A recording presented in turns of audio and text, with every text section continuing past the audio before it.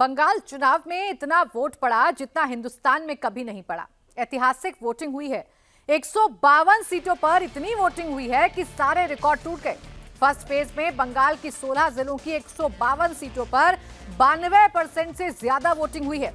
अलीपुरद्वार में 90% से ज्यादा वोट पड़े, बांकुरा में 91% से ज्यादा, बीरभूम में 93% से ज्यादा, कूच बिहार में 94% से ज्यादा, दक्षिण दिनाजपुर में करीब 95% वोट पड़े हैं, दार्जिलिंग में करीब 88%, जलपाईगुड़ी में करीब 93%, झारग्राम में करीब 92%, कलिम्पोंग में 83%, मालदा में 92%, मुर्शिदाबाद में करीब 93%, पश्चिम बर्धमान में 89%, पश्चिम मेदिनीपुर में 91%, पूर्वी मेदिनीपुर में 90%, पुरुलिया में 89% और उत्तर दिनाजपुर में 92% वोटिंग हुई है। तो क्या नरेंद्र मोदी की भविष्यवाणी पब्लिक ने सच कर दी है? आज नरेंद्र मोदी ने सीधे ग्राउंड जीरो पर जाकर बंगाल चुनाव पर क्या सर्वे रिपोर्ट दी है, ये आपको दिखाते हैं। अब तक की जो मुझे जानकारी मिली है, मतदान भी पुराने सारे रिकॉर्ड तोड़ रहा है। इस धरती पर मैं परिवर्तन की आंधी देख रहा हूं। बंगाल में वोटिंग 90% के पार। क्या फर्स्ट फेज में ही मोदी पहुंचे 100 के पार? क्या सेकंड फेज के बाद 4 मई को बंगाल में मोदी बनवा देंगे बीजेपी की सरकार? क्या दूसरे चरण की वोटिंग से पहले फर्स्ट फेज में ही दी गई हार? नरेंद्र मोदी को पहले चरण में ही बंगाल की ग्राउंड रिपोर्ट मिल गई है। गुरुवार को मोदी ने खुद बंगाल की सियासी पिच पर उतरकर 23 अप्रैल का सर्वे कर लिया है। जिस वक्त मोदी हावड़ा में रोड शो कर रहे थे, उस वक्त भी बंगाल की 152 सीटों पर लंबी लंबी कतारें लगी थी। वोटिंग भी ऐसी वैसी नहीं, बम्पर वोटिंग, जिसने 2021 का रिकॉर्ड भी तोड़ दिया। तो क्या बंगाल में रिकॉर्ड तोड़ वोटिंग का मतलब यह हुआ कि मोदी ने पहला चरण 80% सीटों के साथ जीत लिया? ये परिवर्तन की आंधी है। गांव गांव बोल रहे हैं, गली गली बोल रहे हैं, स्त्री पुरुष सब बोल रहे हैं, युवा बुजुर्ग सब बोल रहे हैं। एक ही आवाज, पाल्टानो दरकार। पहले भी हमने देखा है, देश में जहां जहां भारी मतदान हुआ है, वहां बीजेपी को प्रचंड विजय मिली है। प्रचंड विजय मिली है। जहां जहां यह स्थिति बनी, विजय प्राप्त हुआ। इसलिए बीजेपी एनडीए की विजय का परचम पूरी शक्ति से लहराना है।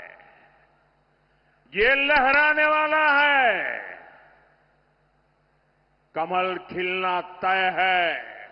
4 मई को बंगाल में भी बीजेपी की विजय का जश्न होगा।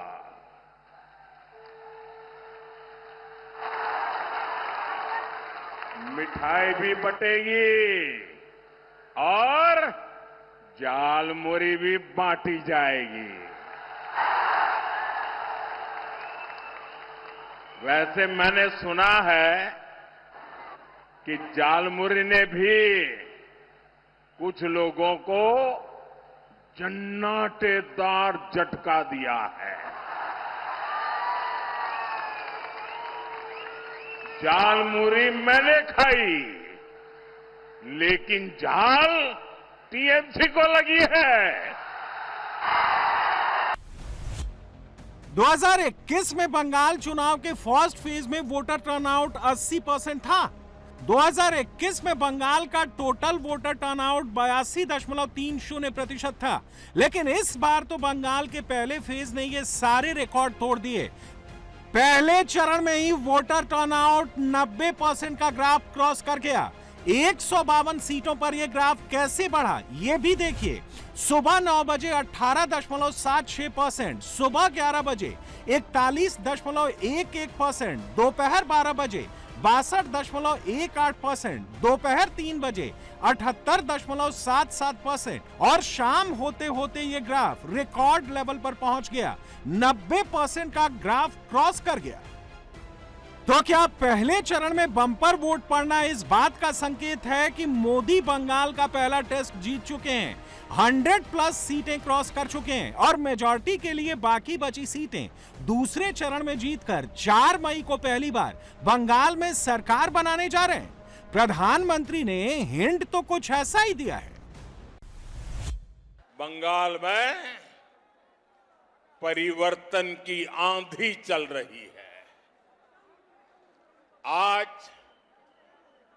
पहले चरण की वोटिंग में जिस तरह बंगाल की महिलाओं ने, बंगाल के युवाओं ने टीएमसी के खिलाफ मोर्चा खोल दिया है, वो आज पूरा देश देख रहा है।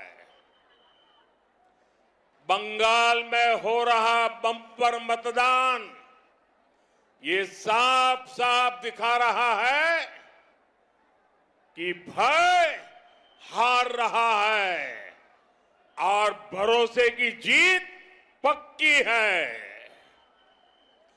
ठीक 10 दिन बाद जब वोटों की गिनती होगी तो मुझे विश्वास है हर तरफ कमल ही कमल खिला होगा।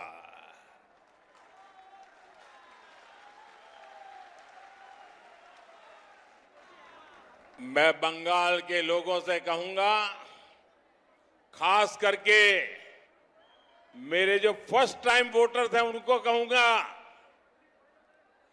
बंगाल की निर्मम सरकार को उखाड़ फेंकने का यही समय है, सही समय है। दीदी की पार्टी ने कोशिश तो बहुत की, कई जगहों पर वोटिंग में खलल डालने की कोशिश की। साउथ दिनाजपुर में बीजेपी के कैंडिडेट पर टीएमसी के गुंडों ने हमला किया, उन्हें दौड़ा दौड़ा कर पीटा। आसनसोल में बीजेपी की नेता अग्निमित्रा पॉल की कार पर हमला हुआ। मुर्शिदाबाद में टीएमसी और हुमायूं कबीर के समर्थकों के बीच झड़पें हुई। सिलीगुड़ी में मतदान के दौरान टीएमसी और बीजेपी कार्यकर्ता भिड़े। मुर्शिदाबाद से लेकर कूच बिहार तक ईंट पत्थर लाठी थप्पड़ सब चले। लेकिन इस बार पहले चरण में टीएमसी के गुंडों की एक न चली। कुछ जगहों पर उन्होंने जरूर माहौल खराब कर दिया, लेकिन इस बार बंगाल का वोटर बिना डरे बिना सहमे पोलिंग बूथ पर पहुंचा था, परिवर्तन के इरादे से पहुंचा था, दीदी की सरकार को पलटने के इरादे से पहुंचा था। हर बूथ पर 100 में से 80 की राय एक जैसी ही थी। पहले चरण की 152 सीटों पर मोदी की कितनी जबरदस्त लहर थी, ये देखने और समझने के लिए आपको सीधे वोटर की बातें सुननी होंगी। इन बातों से ही आपको क्लैरिटी मिल जाएगी कि इस बार बंगाल में क्या होने जा रहा है, दीदी को कितना बड़ा झटका लगने वाला है। बदलाव होना चाहिए, सरकार बदला है और मोदी के बदल पड़ेगा सरकार बदल पड़ेगा। सरकार बदला ही है, कमल खिलेगा। हाँ, एक ये कमल खिले मस्ट होगा। यहाँ पे बीजेपी चल रहा है, सीधे बीजेपी, कोई डर नहीं। बीजेपी मोदी दादा के चाहिए, मोदी दादा के चाहिए मेरा। ऐसा बीजेपी आएगा। हाँ, मैं बदला देख रहा हूँ। पलटाना दरकार, बदलाव चाहिए। मोदी सरकार परिवर्तन चाहिए, अच्छा चाहिए। दादा मोदी जी है बैठे हुआ। बदल आ सकता है, लग रहा है बदला आएगा। मैं भी चाहती हूँ इस बार बदलाव आए, बीजेपी आए इस बार। महिला का वोट परिवर्तन लाएगा ना, चेंज इज एसेंशियल। बदलाव हो, पार्टी तो पार्टी कर रहे, हमारा परिवर्तन चाहिए। पश्चिम बंगाल में परिवर्तन कल आना जरूरी है। एकदम कुछ सफाई है। मोदी जी आएगा। माहौल तो गर्मा गर्मी का है, बंगाली का तो ममता है, लेकिन बीजेपी का लग रहा है। माहौल तो परिवर्तन चाहिए, हम देखते क्या होता है। ये बार तो देना ही पड़ेगा। क्यों? हाँ, ये बार तो एसआईआर हो गया ना, ये बार तो वोट तो परिवर्तन चाहिए। अभी तो पलटाना चाहिए, परिवर्तन चाहिए। हम लोग परिवर्तन चाह रहे हैं, उन्नयन तो चाहिए। मेदापुर का परिवर्तन चाहिए, सिंडिकेट राज बंद होना चाहिए। शायद कुछ चेंजेस के वो आया है कि कुछ चेंजेस होना चाहिए। कुछ ठीक नहीं है, उसको ठीक करना है। इसीलिए हम इधर आए हैं। कुछ सही नहीं है, वो ठीक करने के लिए हम इधर आए। वेस्ट बंगाल का माहौल पूरे इंडिया को पता है। बीजेपी सरकार बनेगा आपकी बात, लेकिन कलर पलटा रहा है। पलटी होना चाहिए सर, सरकार पलटी होना चाहिए। उन्नयन होगा देश का। मुझे बदलाव चाहिए।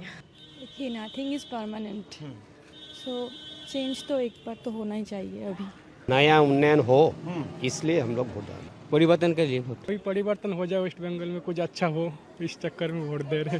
परिवर्तन हो जाएगा, बीजेपी आ जाएगा, हो जाएगा। चेंज हो जाएगा तो अच्छा रहेगा हम लोग के लिए।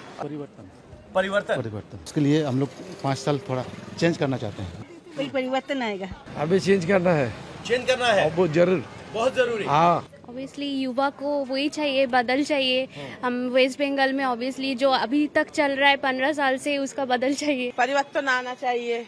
सभी बोल रहे हैं बदलना है, बहुत अच्छी পাল্টানো দরকার, বদলনা है, बदला चेंज होगा। আমার মতে এইটুকুটা পাল্টালেই হবে। मुझे तो उम्मीद है जो परिवर्तन हो। हम लोग तो कुछ और चाहते होंगे ना, बदलाव तो जरूर चाहते हैं। ये सरकार बदले, दूसरी सरकार है, बीजेपी अच्छी है। चेंज होले होबे। क्या सोच के निकली? बदलना चाहती हूँ, चेंज करना, बदलाव करना। कुछ चीजें हैं जो चेंज करना जरूरी है। चेंज चेंज करने को जरूर चाहिए, चेंज करने का। ऑब्वियसली चेंज ही होना चाहिए। चेंज एकदम से, बहुत बढ़िया चेंज चाहिए। एकदम से जो भी हो अच्छा हो। मैंने अभी चेंजेस बहुत जरूरी है। देखिए, चेंज होना भी चाहिए, थोड़ा नया, कुछ नया यूनिक है। पूरे स्टेट पे तो चाहिए। अच्छा, चेंज करना है। आई थिंक इस बार एक बार चेंज वी आर एक्सपेक्टिंग। परिवर्तन तो दरकार ছিল। परिवर्तन को करने के लिए तो হয়। परिवर्तन तो जरूर है ही ना, परिवर्तन तो होती है। चेंज हो सकता है बहुत, हाँ चेंज हो सकता है। स्टेट में हो सकता है। चेंज कर लिए चेंज। परिवर्तन आना चाहिए। फॉर नहीं, परिवर्तन चाहिए बस। अच्छा, सरकार बदलना चाहिए। बंगाल की जनता ने पहले चरण में 90% वोटर टर्नआउट के साथ अपना वर्डिक्ट लॉक कर दिया है। नोट करने वाली बात यह है कि जो साइलेंट वोटर्स हैं वो भी दबी जुबान में बदलाव की ही बात कर रहे हैं, और जो मुखर वोटर्स हैं वो खुलकर मोदी का नाम ले रहे हैं, बीजेपी का नाम ले रहे हैं। और ये सिर्फ 1 या 2 लोकेशन की बात नहीं है, 16 के 16 जिलों में बम्पर वोटिंग हुई है। अलीपुरद्वार में शाम 5 बजे तक 90.41%, बांकुरा में 91.41%, बीरभूम में 93.54%, कूच बिहार में 94.98%, दक्षिण दिनाजपुर में 94.68%, दार्जिलिंग में 88%, जलपाईगुड़ी में 92.93%, झारग्राम में 91.78%, कालिम्पोंग में 82.92%, मालदा में 92.06%, मुर्शिदाबाद में 92.84%, पश्चिम बर्धमान में 89.09%, पश्चिम मेदिनीपुर में 91.75%, पूर्वी मेदिनीपुर में 90.26%, पुरुलिया में 89.41% और उत्तर दिनाजपुर में 92% वोटर टर्नआउट रिकॉर्ड हुआ। इस रिकॉर्ड वोटर टर्नआउट ने मोदी का कॉन्फिडेंस बहुत ज्यादा बढ़ा दिया है। कांग्रेस, लेफ्ट और टीएमसी जैसी पार्टियों को अभी से डरा दिया है। यहां तो टीएमसी के विधायकों, मंत्रियों, लोकल नेताओं और इनके सिंडिकेट के खिलाफ इतना गुस्सा है कि कई जिलों में टीएमसी का खाता तक नहीं खुलेगा। मैं बिल्कुल विश्वास से कहता हूं, मैंने इस बार बंगाल में बहुत दौरा किया है और जो उत्साह देखा है, माताओं बहनों में जो जुनून देखा है, और इसलिए तृणमूलेर जावा निश्चितो।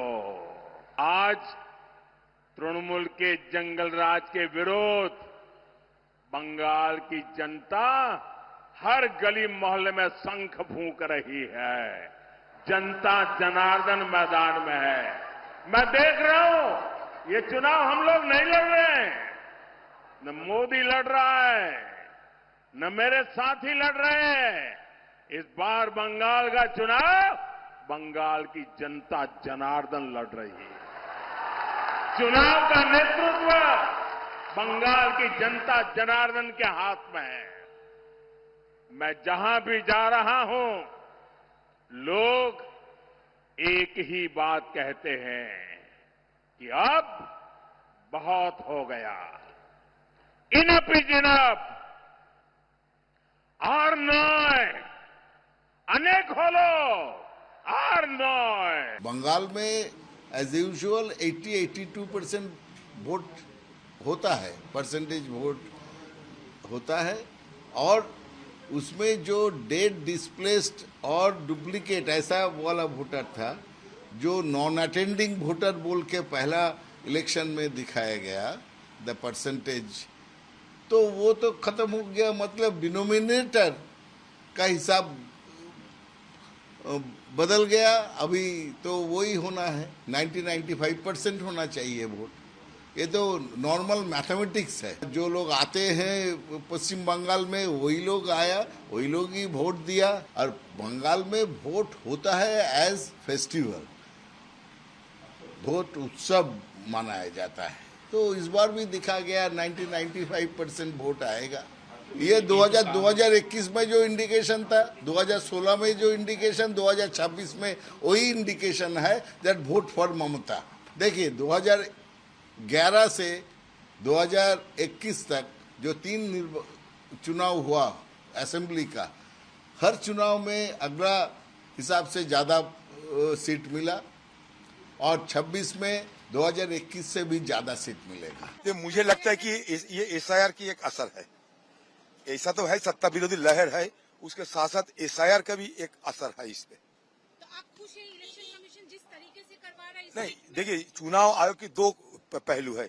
एक एसआईआर करने के जो सवाल है उसमें काफी सारे शिकायत, वो हम सब समर्थन नहीं करते, शुरू से ही उनका विरोध हम करते रहते। लेकिन आज की तारीख में जब तक चुनाव देने के लिए जो व्यवस्था किए गए हैं उसमें लोग तो भाग ले सकते हैं, मतलब गुंडागर्दी कम हो रहा है, इसमें अच्छा लगता है। पहले चरण में 90% वोटिंग का मतलब यह है कि 100 में से 90 हिंदू घर से बाहर निकला और उसने अपना मतदान किया। और बूथ बूथ से जो रिपोर्ट आ रही है, वोटर्स का जैसा रिएक्शन आ रहा है, उससे भी यही संकेत मिल रहे हैं कि पहले चरण में मोदी दीदी पर भारी पड़ गए हैं। सरकार चेंज होने के लिए तो अच्छा होगा। उन्नयन होबे। मोदी दिच्छे चाल डाल दिच्छे, ওটা খাচ্ছি টুকটাক चाल डाल दे रहा है। হ্যাঁ, ওই যে রেশনের পাচ্ছি ওটুকু চলে যাচ্ছে দাদা। মোদি দিচ্ছে ওটাই খাচ্ছি। तो इस बार क्या लग रहा है? এই তো মোদি আসলে ভালো হবে। হ্যাঁ, ভালো হবে। सरकार पलटाना पड़ेगा, यही चाहते हैं कि सरकार अगर पलट जाए तो शिक्षा बढ़ जाएगा। कौन? शायद सेंट्रल गवर्नमेंट, वो तो हर राज्य में देख रहा है सेंट्रल गवर्नमेंट का। डबल इंजन चाहिए शायद सोच लीजिए। कुल मिलाकर ये जो सरकार जो है इसमें आम जनता खुश नहीं है। आम जनता चेंज चाहता है। कैसे खुश होगी? आप लोग क्या चाहते हैं, किस तरीके का चेंज? हम लोग चाहते हैं कि इधर इंडस्ट्री हो, जो सरकारी नौकरी जो है वो एसएससी जो है। किससे होप है आपको, कौन ला सकता है? हमें तो लगता है चेंज होना बहुत ज़रूरी है। भाजपा के ऊपर हम लोगों का उम्मीद है। तो सरकार से खपा तो हूँ, लेकिन इतना हूँ सरकार अच्छा नहीं। तो अब ये बताओ कि क्या बंगाल का माहौल आप कैसा देखते हो कि बंगाल किस दिशा में है? अभी ठीक ठाक नहीं है, सभी गुंडागर्दी, कोई नौकरी नहीं है, परमानेंट जॉब नहीं है। अभी क्या चाहते हैं, परिवर्तन चाहते हैं या चाहते हैं? तो करना पड़ेगा, ठीक है, परिवर्तन करना पड़ेगा। दीदी परिवर्तन चाहिए या दीदी चाहिए? परिवर्तन चाहिए मुझे। ममता दीदी कि अच्छे नहीं लगते। और मोदी जी, बीजेपी? बीजेपी अच्छी है। अब अगर कोई अच्छा काम करेगा तभी तो भरोसा होगा, कोई तो करता नहीं अच्छा सा काम, तो किस पर भरोसा होगा? अब बीजेपी आएगा, बीजेपी अगर करेगा तो भरोसा होगा।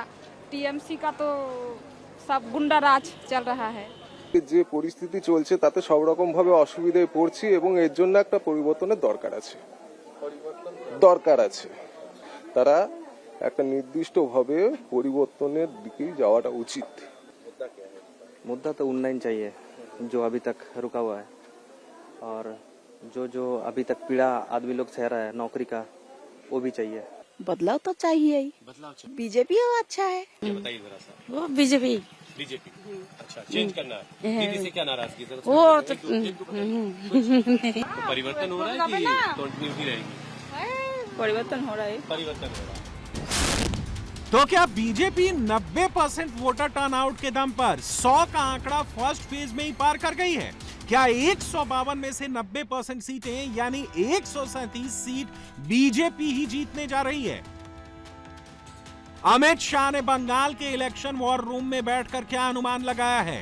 शुभेंदु अधिकारी ने ग्राउंड जीरो के माहौल को देखकर अपना कौन सा आकलन बताया है? अब ये आपको दिखाते हैं।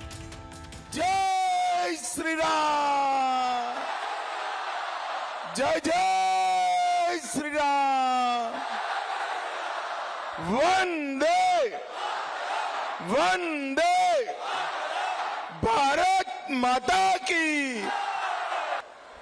प्रथम चरण का मतदान लगभग हो चुका है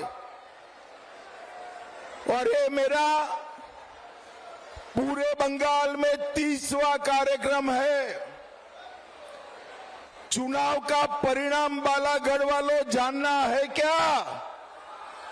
जरा जोर से बोलो, चुनाव का परिणाम जानना है?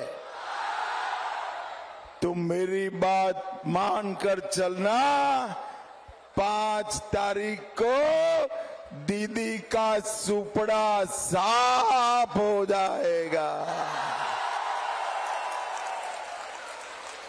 भारतीय जनता पार्टी की पूर्ण बहुमत की सरकार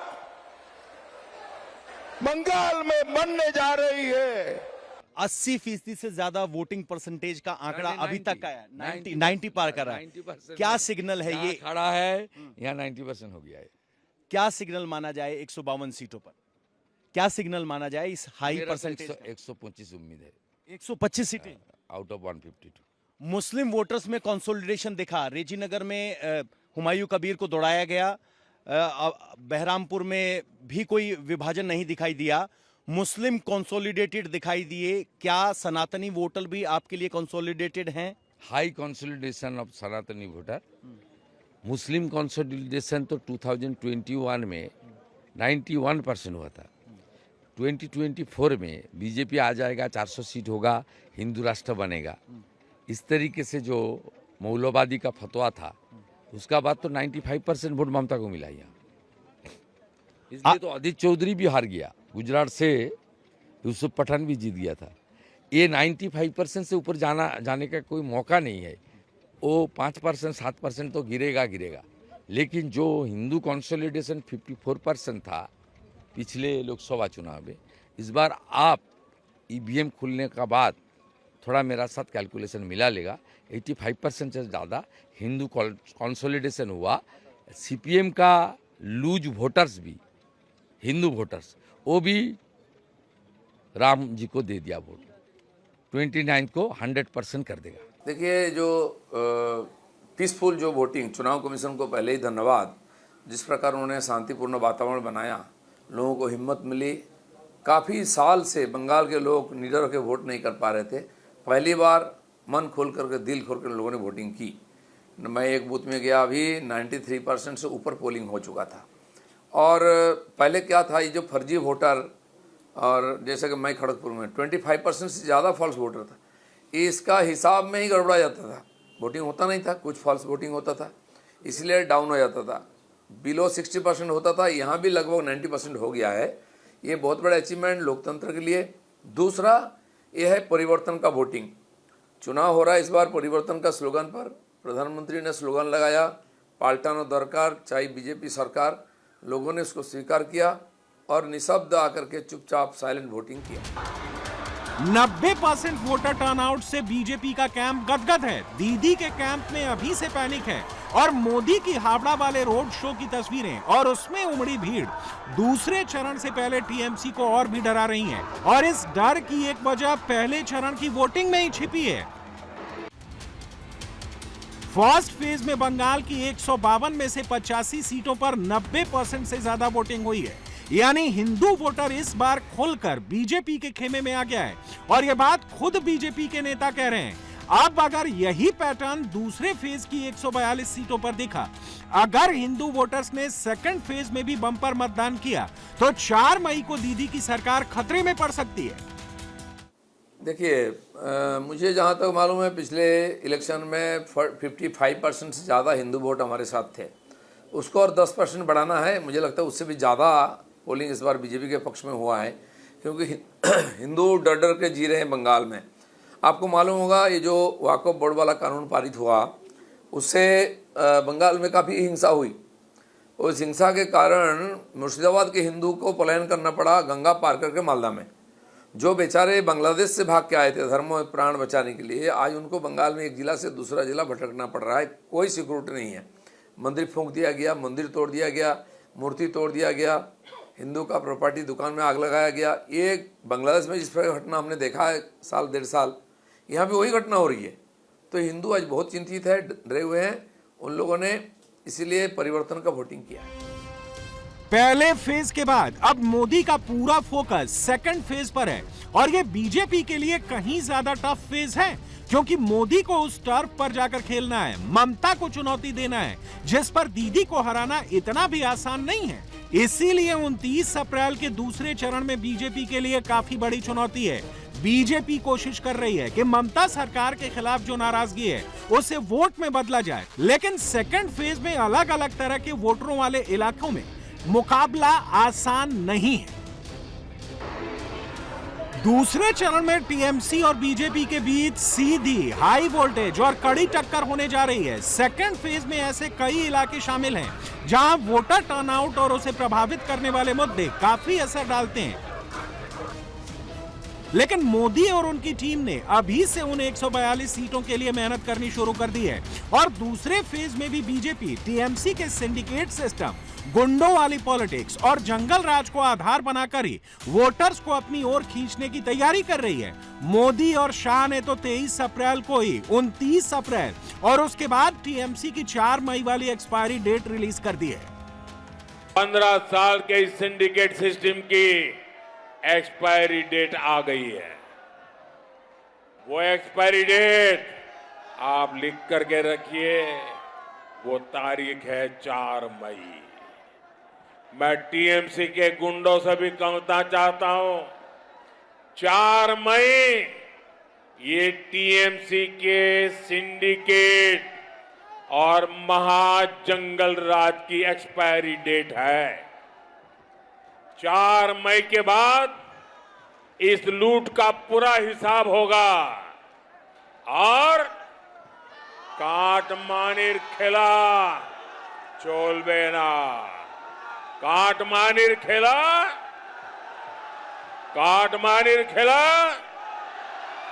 माफिया देर मेला।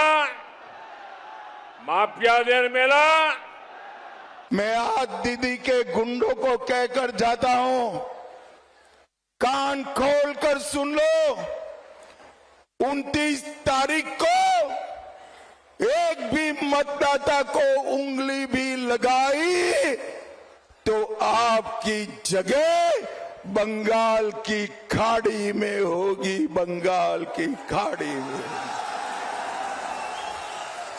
चुनाव आयोग ने सेंट्रल पैरामिलिट्री फोर्सेस की बहुत अच्छी व्यवस्था करी है। किसी को डरने की जरूरत नहीं है, किसी को डरने की जरूरत नहीं।